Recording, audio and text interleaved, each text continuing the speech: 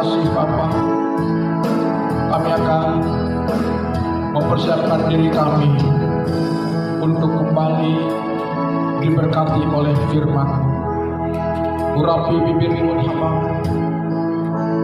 kuasai suasana ruangan ini, suasana hati pikiran kami, agar kami terima dengan baik setiap perkataan firman yang akan kami dengar. Dalam nama Tuhan Yesus kami berdoa. Amin. Selamat pagi, salam. Puji Tuhan, kita boleh menikmati pertengahan bulan Desember di hari ke-14. Tuhan sudah menyatakan kebaikannya kepada kita. Sekalipun di sepanjang bulan-bulan yang kita jalani, ada banyak hal yang mungkin bisa membuat kita seperti rasa kecewa, berat hati, karena keadaan yang diperhadapkan kepada kita sepertinya tidak sesuai dengan harapan kita. Tetapi saya mau katakan kepada kita, itulah dinamika kehidupan. Karena hidup ini seperti lagu yang mengatakan, langit tidak selalu biru, jalan tidak selalu rata, tetapi Tuhan nyata akan terus membackup, memberikan kekuatan kepada kita. Seperti yang kami juga alami bulan-bulan ini, kami juga bergelut dengan kondisi kesehatan ibu. Ya, sudah berkali-kali ke dokter, bolak-balik ke Pontianak, ya. Dan besok pagi kami harus meluncur lagi ke rumah sakit umum daerah Sanggau untuk kembali berkonsultasi dengan dokter saraf di sana. Saudara-saudara, sekalipun hidup itu kadang-kadang tidak sesuai dengan harapan kita, kali lagi saya katakan bahwa ketika kita masih hidup, kita tidak bisa menghindari dari hal-hal yang tidak sesuai dengan harapan kita. Karena itulah fakta hidup, itulah dinamika kehidupan yang harus kita jalani. Dan hari ini saya menyampaikan kepada kita satu peringatan Tuhan yang akan kita ambil dasar Alkitabnya dari Maleakhi pasal 4 ayat 4 yang berbicara mengenai pentingnya kita mengingat hukum-hukum Tuhan. Dan itulah merupakan tema dari khotbah hari ini. Maleakhi pasal 4 ayat 4 yang berbunyi demikian, ingatlah kepada hukum Musa hambaku yang aku perintahkan kepadanya di Horeb untuk seluruh Israel. Ketika firman Tuhan ini disampaikan, keadaan bangsa Israel memang sedang dalam keadaan tidak baik-baik saja, karena negaranya, rakyatnya sudah dikuasai oleh bangsa lain. Artinya mereka tidak memiliki kedaulatan atas bangsanya, karena mereka sudah dikalahkan oleh bangsa lain. Tetapi sekalipun keadaan itu seperti sesuatu yang tidak sesuai dengan harapan mereka, Nabi Maleakhi mengingatkan agar bangsa Israel harus tetap ingat akan hukum Tuhan, tidak boleh melupakan Taurat Tuhan. Kita sebagai orang terputus Tuhan, tidak ada cara lain untuk kita bisa tetap eksis dalam mempertahankan kehidupan rohani kita kalau kita abai akan hukum-hukum Tuhan. Karena itu pentingnya kita mengingat hukum Tuhan, atau sabda Tuhan, atau firman Tuhan, atau ajaran Tuhan, atau petunjuk Tuhan, atau arahan Tuhan. Karena itu pagi ini saya ingin menekankan satu hal yang penting, bahwa dalam keseharian kita harus hidup sesuai dengan prinsip dari hukum atau firman Tuhan tadi. Karena Bapak Ibu Saudara, orang Tuhan atau hukum Tuhan atau sabda Tuhan yang diberikan melalui nabinya, yaitu Nabi Musa, Nabi Malayaki, itu tidak hanya sekedar sebatas peraturan, tetapi itu merupakan panduan, arahan hidup umat tebusannya untuk membawa kita lebih berkenan kepada Tuhan. Jadi hukum Allah, firman Allah memberikan arahan dan tujuan bagi perjalanan hidup kita. Dalam konteks kehidupan modern, firman Tuhan tetap relevan dalam memberikan arahan, panduan kepada kita dalam kehidupan sehari-hari. Jadi hari ini, baik kita sebagai ibu rumah tangga, sebagai kepala keluarga, sebagai seorang pedagang, sebagai seorang pelaku bisnis, sebagai seorang pengusaha, maka kita jangan lupa pijakan kita adalah hukum Tuhan. Amin. Pijakan kita adalah firman Tuhan. Sebab kalau kita berusaha, kalau kita bekerja, melakukan segala sesuatu sesuai dengan prinsip hukum Allah atau firman Allah, itu arahannya, niscaya saya percaya kita pasti tidak akan dikecewakan. Amin. Saya sering ingatkan pengusaha muda, teman-teman yang bergerak dalam bidang bisnis, bahwa jika kita mendasari usaha kita, pekerjaan kita berdasarkan hukum Tuhan, percayalah, kita pasti akan melihat hasilnya yang nyata dalam diri kita. Tetapi coba jika kita meninggalkan prinsip hukum Tuhan, itu kita kesampingkan seperti yang dilakukan oleh dunia. Coba sekarang saudara-saudara, sekarang kan lagi apa namanya, lagi trending di sosok di Kabupaten Sanggau, kita kelangkaan gas LPG.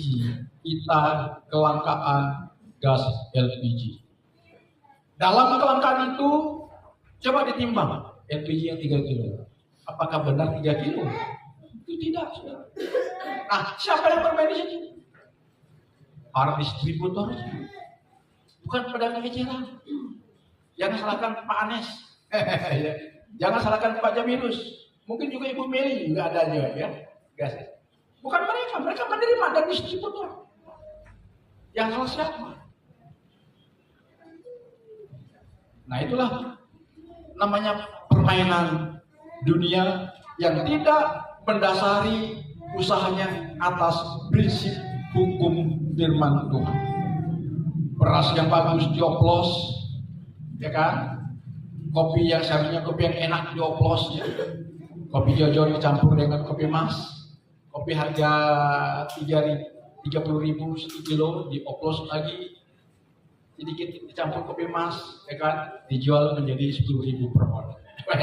Berapa untungnya, saudara? Tapi itu sudah melanggar prinsip firman Tuhan, dan Tuhan tidak berkenan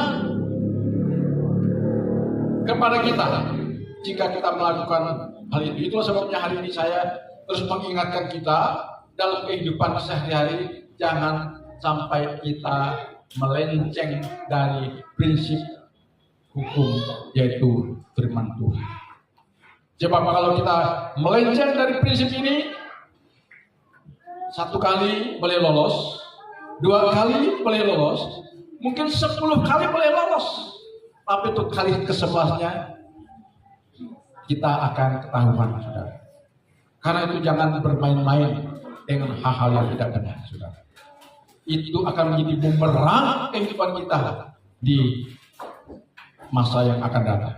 Karena itu mari hari ini apapun profesi kita, pekerjaan kita, usaha kita, lakukanlah berdasarkan prinsip firman Tuhan. Katakan amin. Lakukanlah berdasarkan prinsip firman Tuhan. Sebab jika kita sudah tidak hidup dalam prinsip firman Tuhan, dalam dunia kerja, dalam dunia usaha, tinggal tunggu tanggal mainnya, kita akan kehilangan momen yang sangat berharga. Tapi saya percaya semua kita yang ada di sini, semoga tidak demikian. Amin. Haleluya. Semoga tidak demikian. Nah, perhatikan mengapa kita perlu hidup mendasarinya dengan prinsip firman Tuhan. Karena jika kita mendasari hidup kita, perjalanan hidup kita, usaha kita, pekerjaan kita, niscaya sebagaimana yang Tuhan katakan kepada kita, kita akan menikmati rasa kepuasan. Amin. Jika sudah ada rasa kepuasan dalam diri kita, maka sudah bertentu akan ada rasa sukacita dan kebahagiaan. Ini yang Tuhan mau dari kita. Haleluya, haleluya. Karena itu marilah hari ini sebagaimana yang Tuhan ingatkan kepada kita melalui bibir mulut saya. Marilah hari ini kita mau mendasari seluruh perjalanan hidup kita, tindakan kita, pekerjaan kita, usaha kita berdasarkan tuntunan firman Tuhan. Artinya kita selalu ada dalam hal yang benar. Katakan amin. Haleluya, haleluya. Kita kembali kepada konteks zamannya Nabi Maleaki menulis ayat ini. Pada zaman Maleaki, Israel memang sedang dalam keadaan terpuruk, baik secara bernegara, secara ekonomi, maupun secara spiritual. Mereka sedang dalam keadaan terpuruk, tetapi dalam keadaan terpuruk itu Tuhan mengingatkan mereka, jangan sampai mereka meninggalkan Tuhan.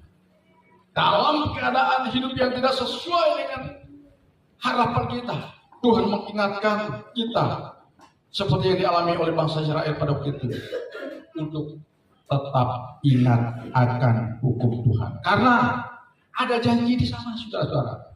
Ketika Maleaki diberikan oleh Tuhan untuk menyampaikan peringatan Tuhan kepada bangsa Israel yang ada di Yerusalem, pada waktu itu Tuhan sudah berjanji, jika kalian kembali kepadaku, kata Tuhan, aku akan memulihkan keadaan kalian. Karena aku sudah berjanji, mana kalian berbalik kepadaku, maka aku tidak akan membiarkan kalian akan menjadi bangsa yang tidak punya negara. Dan buktinya, saudara, seperti yang dinubuatkan oleh Nabi Yeremia, bangsa Israel yang kecil di mata dunia. Makanya bangsa Arab ingin melenyapkan bangsa Israel dari bumi Timur Tengah. Makanya ketika bangsa Israel merdeka, ya, tahun 48 merdeka, sudah diperangi oleh musuh-musuhnya. Tahun 49 perang lagi, yang paling dasar tahun 67 perang lagi, dikeroyok oleh bangsa-bangsa Arab yang begitu kuat, yang begitu banyak tentaranya, tetapi Israel mampu melindas musuh-musuhnya. Kenapa? Karena firman Tuhan sudah menyatakan, jika kalian nanti tiba saatnya, kalian akan kembali ke tanah leluhur kalian, dan kalian akan menjadi sebuah bangsa yang berdaulat. Bayangkan ribuan tahun bangsa Israel tidak memiliki negara, tidak memiliki tanah air. Tapi Tuhan menjanjikan satu saat kalian akan kembali ke tanah leluhur mereka yang sudah dikuasai oleh bangsa-bangsa. Dan kalian akan memerintah di sana, tinggal di sana, akan menikmati negeri itu Makanya sekarang saudara kita lihat bangsa Israel perang habis-habisan lawan 4 negara. Ya, katakanlah 4 negara. Hamas di backup oleh Palestina. Lalu yang di Lebanon, Hizbullah, apalagi Houthi Yaman, belum lagi Iran, ya kan? Ada banyak orang memprediksi Israel akan bangkrut karena membiayai peperangan. Tetapi kita lihat sekarang GDP-nya Israel bukannya turun, sudah naik. Ekonomi mereka bagus. Selalu mendapatkan semacam berita dari teman-teman di Jakarta. Dalam keadaan peperangan, mereka masih Holy Land. Ya, boleh tidak Holy Land? Tahu Holy Land? Perjalanan ke tanah suci istilahnya ya. Mereka masih ke sana, jalan-jalan. Rohani, saudara. Mereka aman di sana. Gedung-gedungnya masih aman, adalah sedikit yang terdampak, tapi tidak separah Gaza, tidak separah Yaman, tidak separah Libanon Selatan yang dikuasai oleh Hizbullah, tidak separah Iran. Justru dalam masa-masa peperangan ini Israel menuai berkah. Mereka telah memproduksi senjata dan dijual ke negara-negara. Mereka negara yang diberkati oleh Tuhan. Kenapa? Kita melihat ada banyak bangsa-bangsa Israel di tengah-tengah perang mereka mencari Tuhan, berdoa di tembok ketapaan. Luar biasa, saudara. Jadi sekalipun pada waktu itu di zaman Maleakhi tantangan spiritual begitu nyata untuk membawa Israel mundur dari Tuhan. Tetapi Maleakhi mengingatkan mereka, kalian harus kembali kepada Tuhan. Kalian harus hidup sesuai dengan tuntutan Tuhan. Ketika mereka menanggapi panggilan itu, saudara-saudara, pada waktu itu Israel eksis, tetap ada di sana sebagian, sekalipun Yerusalem sudah dikuasai oleh bangsa lain. Sampai setelah Maleakhi ini barulah Yesus datang. Karena kitab Maleakhi merupakan kitab terakhir dari Perjanjian Lama. Setelah itu baru muncul kitab Matius yang memberitakan hari kelahiran Tuhan Yesus Kristus untuk menyelamatkan umat berdosa. Jadi dalam keadaan yang sangat tidak sesuai dengan harapan mereka, Nabi Maleakhi menyerukan supaya segenap umat kembali kepada hukum Tuhan. Dan kita melihat dari Maleakhi pasal 4 ayat 4. Coba dengar ya, saya akan bacakan lagi sana. Ingatlah kepada hukum Musa hambaku yang aku perintahkan kepadanya di Horeb untuk seluruh Israel. Saya bacakan secara keseluruhan. Ini ada janji di sana, ya. Ini ada janji di sana. Pasal 4.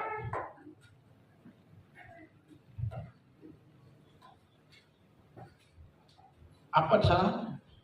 Akan ada janji kepada Tuhan. Sungguh, aku akan mengutus Nabi Elia kepadamu menjelang datangnya hari Tuhan yang besar dan dahsyat itu. Maka ia akan membuat hati bapak-bapak berbalik kepada anak-anaknya dan hati anak-anaknya kepada bapak-bapaknya, supaya jangan aku datang memukul bumi sehingga musnah. Apa janji di sana? Ada janji pemulihan hidup keluarga dan rumah tangga umat Tuhan. Itu janji Tuhan.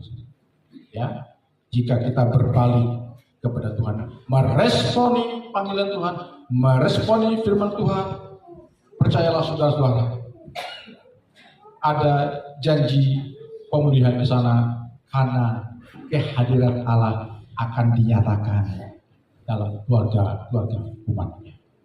Dan itulah juga akan menjadi tema Natal kita tahun ini. Jadi akhir kata, Bapak Ibu Saudara yang dikasihi oleh Tuhan, saya mengajak kita semua hari ini untuk taat kepada hukum Tuhan dalam kehidupan kita sehari-hari.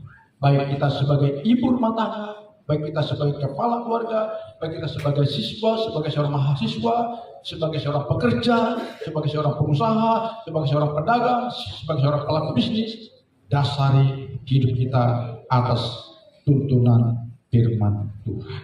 Yakobus pasal 1 ayat 25, di sana firman Tuhan mengatakan, barang siapa meneliti hukum yang sempurna, bertekun melakukan firman Tuhan sebagai hukum yang sempurna. Jadi bukan hanya mendengar lalu melupakannya, tetapi sungguh-sungguh melakukannya.